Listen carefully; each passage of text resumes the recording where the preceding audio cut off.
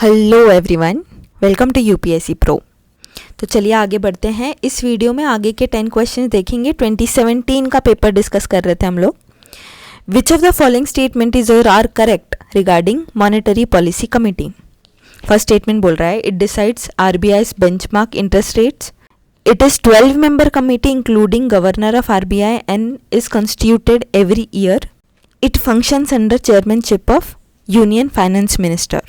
बहुत ही straight forward question है। यहाँ पे आप देखें, ये 12 मेंबर बॉडी नहीं है, ये एक्चुअली 6 मेंबर बॉडी है, जिसमें 3 आरबीआई की तरफ से और 3 सेंट्रल गवर्नमेंट की तरफ से मेंबर्स होते हैं। ठीक है, तो 2 यहाँ पे रोल आउट हो जाता है, 2 यहाँ पे चले जाता है।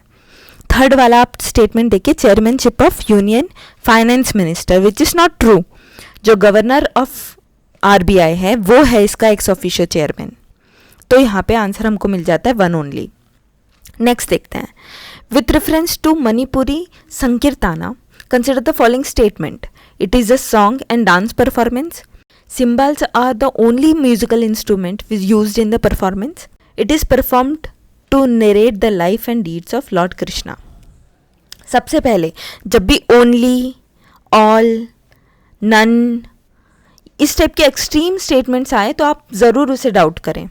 ठीक है, वो ज़्यादातर, मैं हमेशा नहीं कहूँगी, ज़्यादातर रॉन्ग होते हैं। ठीक है, करेक्ट पूछा जा रहा है यहाँ पे, क्या ये सिम्बल्स जो भी है ये यही टाइप के इंस्ट्रूमेंट यूज़ करते हैं? कोई भी डांस परफॉर्मेंस या म्यूज़िकल परफॉर्मेंस जो होता है, जो ट्रेडिशनली होता है, इसमें कई सारे इंस्ट्रूमेंट्स यूज़ किए जाते हैं। ठीक है, तो ये कॉमन सेंस से ही ये वाला ऑप्शन कट आउट होता है। 2 यहाँ पे हम लोग कट करेंगे तो हम बचेंगे बी और डी के बीच। 1 यहाँ पे ट्रू है। ठीक है, इस ऑप्शंस के तहत। थर्ड स्टेटमेंट देखें, it is perform to narrate the life and deeds of Krishna. ये एकदम सही स्टेटमेंट है। आपको ये डांस परफॉर्मेंस के बारे में नितिन सिंघानिया से आप पढ़ सकते हैं, या कोई भी एक सोर्स उठा ले जो भी विजुअल आर्ट से रिलेटेड आपको सारे फोक डांसेस, फोक म्यूज़िक के बारे में आप पढ़ें तो आप अच्छे से देख ले कौन सा आर्ट फॉर्म कहाँ से ओरिजिन हो रहा है और कहाँ पे परफॉर्म किया जाता है। तो ये बिल्कुल सही है। लॉर्ड कृष्णा की स्टोरीज ये लोग नेरेट करते हैं एक तरीके से, और साथ ही साथ ये एक्चुअली वैष्णवा जो कम्युनिटी है, ठीक है, इनके द्वारा परफॉर्म किया जाता है, वैष्णवा कम्युनिटी। ठीक है, और ये असम और त्रिपुरा में भी पाई जाती है। ठीक है, ये एडिशनल इन्फॉर्मेशन है, पता होनी चाहिए। नेक्स्ट क्वेश्चन देखते हैं, who among the following was were associated with introduction of Ryotwari settlement in India during British rule. Lord Cornwallis, Alexander Read, Thomas Munro. Modern से रिलेटेड बहुत ही बेसिक चीज़ें कुछ ये है कि जो कॉर्नवालिस थे, लॉर्ड कॉर्नवालिस, ये एक्चुअली परमानेंट सेटलमेंट से रिलेटेड है। इन्होंने परमानेंट सेटलमेंट ये रेवेन्यू सिस्टम एस्टैब्लिश किया था। ठीक है, तो 1 रूल आउट हो जाता है। ठीक है, जैसे वैसे मैं आपको ये बताना चाहूँगी कि रयतवारी सिस्टम थॉमस मुनरो के द्वारा स्टार्ट किया गया था on a system based on जो अलेक्जेंडर रेड थे, इन्होंने ऑलरेडी जो सिस्टम एस्टैब्लिश किया था उनके डिस्ट्रिक्ट में, उस पे बेस्ड ये सिस्टम था, रयतवारी सिस्टम। यहाँ पे जो कल्टीवेटर्स हैं इनसे डायरेक्टली रेवेन्यू कलेक्ट किया जाता था। एज अगेंस्ट जो परमानेंट सेटलमेंट था वो उसमें ज़मींदार बीच में एज ए इंटरमीडियरी एक्ट करते थे। ठीक है, तो 1 यहाँ पे रूल आउट होता है, तो आपको डायरेक्टली आंसर मिल जाता है सी। आगे बढ़ते हैं। 14th क्वेश्चन देखें, in the context of solving pollution problems what is और are the advantages of bioremediation technique. सबसे पहले, it is a technique of cleaning up pollution by enhancing same biodegradation process that occurs in nature. Any contaminant with heavy metal such as cadmium and lead can readily and completely treated by bioremediation using microorganisms. Genetic engineering can be used to create microorganisms specifically designed for bioremediation. सबसे पहले यहाँ पे completely और fully इस type के जो words होते हैं आप उनकी तरफ तो ज़रूर ध्यान दें। जैसे जैसे वो सामने आते हैं आप एनसर्कल करते जाएं। ये रॉन्ग है स्टेटमेंट। ठीक है, कभी भी नेचर इतना कॉम्प्लेक्स होता है, आप कैसे आप गारंटी दे सकते हैं कि जो हम लोग बायोरेमेडिएशन टेक्निक यूज़ करते हैं पॉल्यूशन को डिग्रेड करने के लिए, ये कैसे कम्प्लीटली ट्रीट कर पाएगी किसी हेवी मेटल्स को? तो ये रॉन्ग हो जाता है। ठीक है, बी और डी यहाँ से हमारे एलिमिनेट होते हैं। चेक कौन सा स्टेटमेंट करना है, 1 तो यहाँ पे दोनों तरफ है, ए में भी 1 है और सी में भी 1 है, ठीक है। तो चेक हमको थर्ड स्टेटमेंट करना है। थर्ड बोल रहा है genetic engineering can be use to create micro organisms specifically designed for bioremediation method, which is true. ये बहुत ही जनरल स्टेटमेंट है, बिल्कुल हम लोग यूज़ कर सकते हैं जेनेटिक इंजीनियरिंग, ठीक है। साइंटिफिक जो डेवलपमेंट्स होते हैं, रिसर्चर्स होते हैं, ये बोलते हैं कि ये रिसर्च एरिया है जेनेटिक इंजीनियरिंग, इससे बहुत कुछ हो सकता है, इससे यील्डिंग बढ़ सकती है, इससे बायोरेमिडिएशन में मदद मिल सकती है। तो आंसर यहाँ पे हो जाएगा 1 और 3, यहाँ पे करेक्ट पूछ रहा था। 15th क्वेश्चन देखें, trade dispute act 1929 provided for. अब यहाँ पे अगर आपको कुछ भी नहीं पता है, आप ये ईयर ध्यान में रखें और ऑप्शंस जो भी आप देखें उसे कोरिलेट करें ईयर को। 1929 ये वक्त की आप याद करें तो आपको 2-3 चीज़ें प्रोमिनेंटली याद आएगी। जैसे लाहौर सेशन हुआ था जहाँ पे कंप्लीट इंडिपेंडेंस की बात की गई थी, ठीक है। दिल्ली मैनिफेस्टो हुआ था। तो इस तरह जब जहाँ पे ब्रिटिश गवर्नमेंट के अगेंस्ट हम लोग इंडिपेंडेंस की बात कर रहे थे, वहाँ पे जो फर्स्ट स्टेटमेंट बोल रहा है कि trade dispute act 1929 this provided for participation of workers in management of industry. ये तो हो ही नहीं सकता ना, जब हम लोग इंडस्ट्रीज़ में इतना एक्सप्लॉयटेशन हो रहा था, वो सारी बातें कर रहे थे, फर्स्ट रूल आउट हो जाता है। Arbitrary powers to the management to quell industry dispute, ऐसा भी कुछ भी नहीं पाया गया था, ठीक है। ये trade dispute act 1929 this was basically a system of tribunals, और इसके तहत जो स्ट्राइक्स थी ये भी बैन हो रही थी, ठीक है। ये भी हमारी वन ऑफ द प्रॉब्लम्स थी, क्योंकि स्ट्राइक यहाँ पे बैन कर दिया गया था इस एक्ट के तहत। तो आंसर हो जाता है डी। ये जो थर्ड ऑप्शन है, an intervention by British court in event of trade dispute, ये भी नॉट रेलिवेंट है, ठीक है। आगे बढ़ते हैं। मॉडर्न में आप क्रोनोलॉजी याद रखें और जो स्टोरी है उसे याद रखें, तो उससे आप एलिमिनेट कर पाएंगे। नेक्स्ट क्वेश्चन देखते हैं।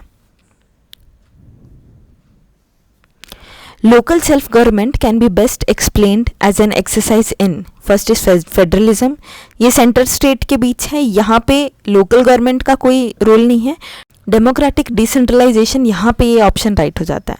आप लोकल गवर्नमेंट को किस चीज़ से कोरिलेट करते हो, डिसेंट्रलाइजेशन से कोरिलेट करते हो, तो आपको आंसर मिल गया। और एक बात, यहाँ पे सी और डी आप देखें तो डायरेक्ट डेमोक्रेसी ये एक बात हो रही है, ठीक है, और एडमिनिस्ट्रेटिव डेलीगेशन ये भी एक पॉइंट है। यहाँ पे क्वेश्चन में पूछा गया है बेस्ट डिस्क्राइब्स, बेस्ट एक्सप्लेन कौन सी चीज़ करती है, तो वो बी हो जाएगा। डायरेक्ट डेमोक्रेसी कैसे बेस्ट नहीं होगी, डायरेक्ट डेमोक्रेसी तो जो रिकॉल होता है या प्लेबिसाइट होते हैं ये इनको डिस्क्राइब करता है, तो ये कट आउट हो जाता है। एडमिनिस्ट्रेटिव डेलीगेशन ये भी सिर्फ मैटर नहीं करेगा लोकल सेल्फ गवर्नमेंट के लिए, तो ये भी रूल आउट हो जाता है। Best describes is B only, answer is B. 17 देखें, with reference to constitution of India the DPSP constitute limitation upon legislative function executive function. देखिए बहुत ही कंफ्यूजिंग था पेपर के टाइम पे, जब पेपर चल रहा था। सबसे पहले डीपीएसपी के बारे में आप ये ध्यान रखें कि ये नॉन जस्टिशिएबल है और नॉन एनफोर्सिएबल है, ठीक है। नॉन जस्टिशिएबल है, नॉन एनफोर्सिएबल है, तो ये कैसे लिमिटेशन करेगा लेजिस्लेटिव फंक्शन या एग्जीक्यूटिव फंक्शन में, इसका आंसर है डी।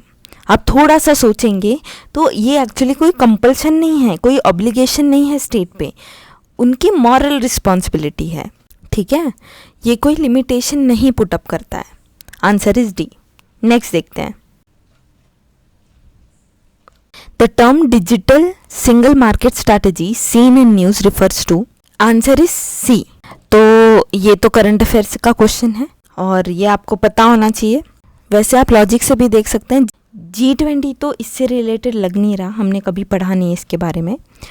अगर डिजिटल सिंगल मार्केट स्ट्रैटेजी है, ठीक है, तो ये आप वर्ड से ही समझ सकते हैं कि जो यूरोपियन यूनियन है, क्योंकि इकोनॉमिकली इंटीग्रेटेड है, तो ये चीज़ें यहाँ पे वैलिड हो सकती है, ठीक है।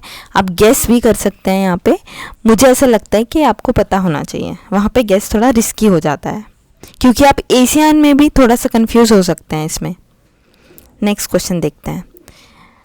At one of the places in India, if you stand on the seashore and watch the sea, you will find that the sea water recedes from the shoreline a few kilometers and come back to the shore twice a day. And you can actually walk on the sea floor when the water recedes. This unique phenomena is seen at, without any logic here, इसका answer है C, Chandipur. Just one of those factual questions. अगर आप चाहें तो आप इसे attempt करें, ना चाहें तो आप प्लीज़ इसे स्किप करें. कई बारी आपको क्वेश्चंस ऐसे मिलेंगे जहाँ पे आप बिल्कुल नहीं जानते चारों ऑप्शन में क्या चीज़ है, तो आप उस समय बिल्कुल अपने टेम्पटेशन में नहीं जाएंगे, आप वो क्वेश्चन को स्किप करेंगे. ठीक है. UPSC it's not just about attempting whole paper. वो आपसे ये भी चाहती है कि आपको अपने बारे में पता है या नहीं, कि ये एक लिमिट है, इसके बाद आप अटेम्प्ट ना करें. नेक्स्ट देखते हैं आज का last question. With reference to prohibition of Benami property transaction act 1988, consider the following statement. A property transaction is not treated as Benami transaction if the owner of the property is not aware of the transaction. Properties held Benami are liable for confiscation by the government. The Act provides for 3 authorities for investigation but does not provide for any appellate mechanism. Which of the statement given above is or are correct? Correct पूछ रहा है, मैंने statement पढ़ के बता दिया है. यहाँ पे आप ध्यान दें, इसका आंसर है बी. ठीक है. To only. थर्ड स्टेटमेंट आप देखें, the act provide for 3 authorities for investigations but does not provide for any appellate mechanism. ऐसे कैसे हो सकता है? अगर ये एक्ट है क्यों, तो इसके तहत जो भी केसेस आएंगे उसके लिए अपीलेट मैकेनिज्म तो होना ही होना पड़ेगा ना. कोई भी इन्वेस्टिगेटिव एजेंसी अगर इन्वॉल्व होती है तो उसके अगेंस्ट अपील करने के लिए कोई मैकेनिज्म तो ज़रूर होता है. एक लॉजिक से जाएं तो थर्ड कैंसिल होता है, यहाँ पे 3 कैंसिल आउट होता है. अब फर्स्ट और सेकंड में आप देखें, a property transaction is not treated as benami transaction if the owner of property is not aware of the transaction. ऐसे कैसे हो सकता है? जो लोग करप्शन करते हैं, जो लोग इलीगल प्रॉपर्टी ओन करते हैं, वो लोग तो हमेशा डिनाई करेंगे they are not aware of it. तो ये कंडीशन तो वैलिड नहीं होगी. ठीक है. तो 1 भी यहाँ पे कट आउट होता है. आपका आंसर है बी. तो आज के लिए बस इतना ही friends. Next 10 question next video में देखते हैं. आप इन वीडियोस के नोटिफिकेशन अगर आपको रेगुलरली चाहिए तो सब्सक्राइब कर लीजिए और लाइक कीजिए वीडियो को, क्योंकि लाइक करने से इसके एल्गोरिदम में कुछ ऐसा होता है कि बाकी लोगों को भी रिकमेंड होते हैं वीडियोस. ठीक है. और इसके अलावा जो इनसाइट्स के टेस्ट हैं वो सब्जेक्ट वाइज कंपाइल किए गए हैं यूपीएससी प्रो के द्वारा. अगर आपको वो पीडीएफ्स चाहिए तो आप जो डिस्क्रिप्शन में टेलीग्राम का लिंक है वहाँ पे जाएं और पिंड मैसेज देखें, मैं उसे पिन करके रखूँगी, आप वहाँ से वो पीडीएफ भी ले सकते हैं. सब्जेक्ट वाइज बहुत ही क्रिस्प मैनर में उन टेस्ट को कवर किया गया है. चलिए फिर ख्याल रखिए अपना. Thank you so much.